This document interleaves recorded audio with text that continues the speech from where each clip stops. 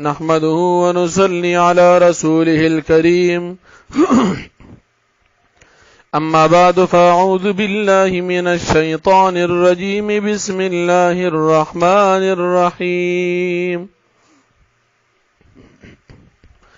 يا أيها النبي جاهد الكفار والمنافقين واغلظ عليهم ومأواهم جهنم وبئس المصير يحلفون بالله ما قالوا ولقد قالوا كلمة الكفر وكفروا بعد إسلامهم وهموا بما لم ينالوا وما نقموا إلا أن أغناهم الله ورسوله من فضله فإن يتوبوا يك خيرا لهم وإن يتولوا يعذبهم الله عذابا أليما في الدنيا والآخرة وما لهم في الأرض من ولي ولا نصير ومنهم من عاهد الله لئن آتانا من فضله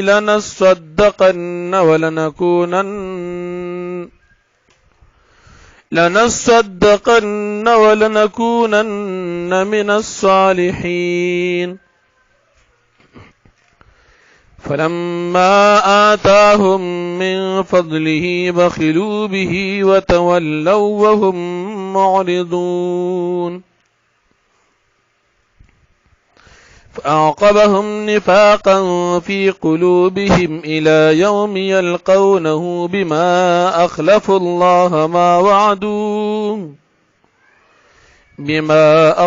الله ما وعدوه وبما كانوا يكذبون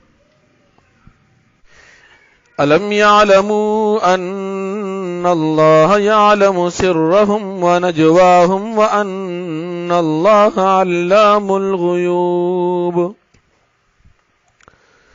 الذين يلمزون المتطوعين من المؤمنين في الصدقات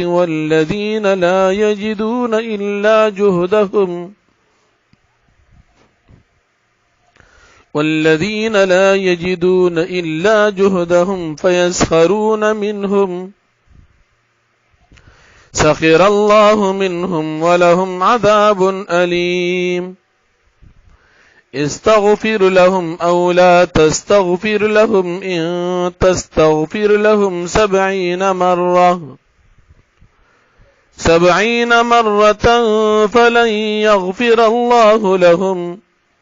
ذلك بأنهم كفروا بالله ورسوله والله لا يهدي القوم الفاسقين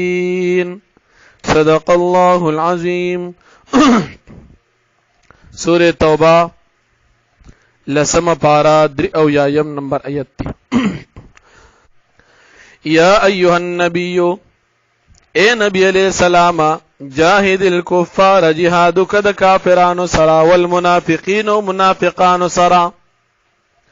وغلظ علیہم و سختی کو پدوی باندی و مأواہم جہنم او زید ورطلو ٹکانا دوی جہنم دا و بئس المصیر او ډیر بد دې د ورتو دا جهنم یحلفون بالله دی قسمونه کوي په الله پاک باندې ما قالو چې دې سن دی ویلي ولقد قالوا كلمه الكفر او هان دا دي چې دی ویلي وا کلمه د کفر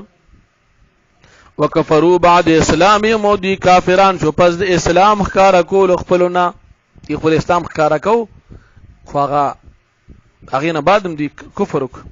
وهموا بما لم ينالوا او دی قصد کو دا غسو چې دی حاصل نکو وما نقموا او دی بدلا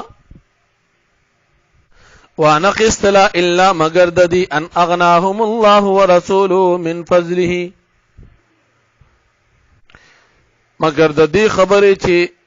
غنیان کړو مالدار کړو دوی له الله پاک او رسول دا غمن فضی په خپل فضل سره یعنی دي چې مسلمانانو سره دا تکلیف او دا ظلمونه کی دا په دې بنا چې دي سره الله پیغمبر خېګړه کړی دا نور د دې بل غوسه نشته خو هغه احسان په بدله کې دي ظلم او زیاتی کوي. فإن يتوبوا يكو خيرا لهم پس که چر دوی توبو کی یکو خیرا لهم نو دا ډیره بهتر وي د دوی د پاره. وان يتولوا که چر دوی مخواړو اعراض وکړو يعذبهم الله عذاب ورک الله پاک دوی ته عذابا الیما عذاب دردناک فی الدنیا والآخرة په دنیا او په آخرت کې. وما لهم فی الارض او نبوی د دوی د پاره فی الارض پزمکه کې من ولی سوک دوست ولا نصير او نسوک مددگار. ومنهم بعض د دوی نه من هغه سوک دی عهد الله چې وعده کړی د الله سره لئن آتانا من فضلک چرتا من ترا کړ خپل فضل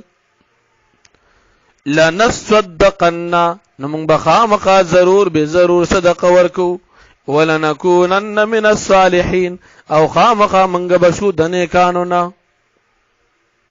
فلما آتاهم من فضله پس هر کله چې ورک دوی ته الله پاک خپل فضل یعنی د دنیا ورکا مال ورک بخیلو به دی بخل او کو پاغي باندې بخیلان شو پاغي سرا وتولوا او دی مخوالو د خپل وعدو نه وهم معرضون او دی مقړون کی اراس کون کی دي. فاعقبهم نفاقا في قلوبهم پس واچول الله پاک د دوی د پاره نفاق النفاق فی قلوبهم د ظلم پزرون د دوی کی لا یوم یلقونه تر هغه ورځ پورې یلقون چې دی به ملاوی یدا غسرا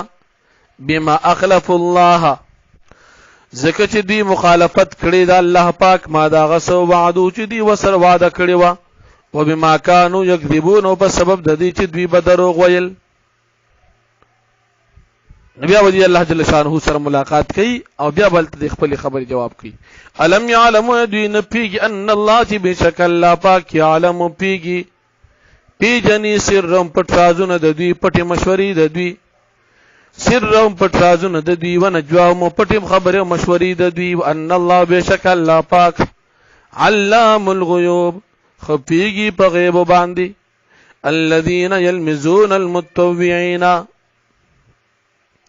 هغه کسان یعنی منافقان یلمزون المتطوعين دی الزام لګوي المتطوعين په خوشاله سره خیرات صدقه ورکوونکو باندې من المؤمنین د مؤمنانو نه په صدقات په صدقو کې کوم مؤمنان چې په خوشاله سره صدقې کې تقریبا الزام لګي. والذین لا یجدون الا جهدهم او په کثافه کسانو باندې چې غي نه مومي د صدقې د پار الا جهدهم مگر خپل مشقت د دوی یعنی مهنت مزدوری. فیسخرون منهم دی ټوکی کوي دی مؤمنانو پوری. سخر الله منهم بدل د ټوکو ورکړي الله پاک دیتا ولهم عذاب الیم وی دوی د پاره عذاب دردناک. استغفر لهم که تبخنو غواړي پیغمبر علیہ السلام د دې منافقانو د پاره او لا تستغفر لهم یا بخنو نه غواړي د دوی د پاره ان تستغفر لهم که چرته بخنو غواړي د دوی د پاره 70 مره او یا زلا فلن يغفر الله لهم نو هیڅ کله بخنه بونه کې الله پاک دیتا. ذالک بانهم كفروا بالله دا ځکه چې دوی کفر کړی دی په الله پاک باندې او رسول او پر رسول داغه باندې.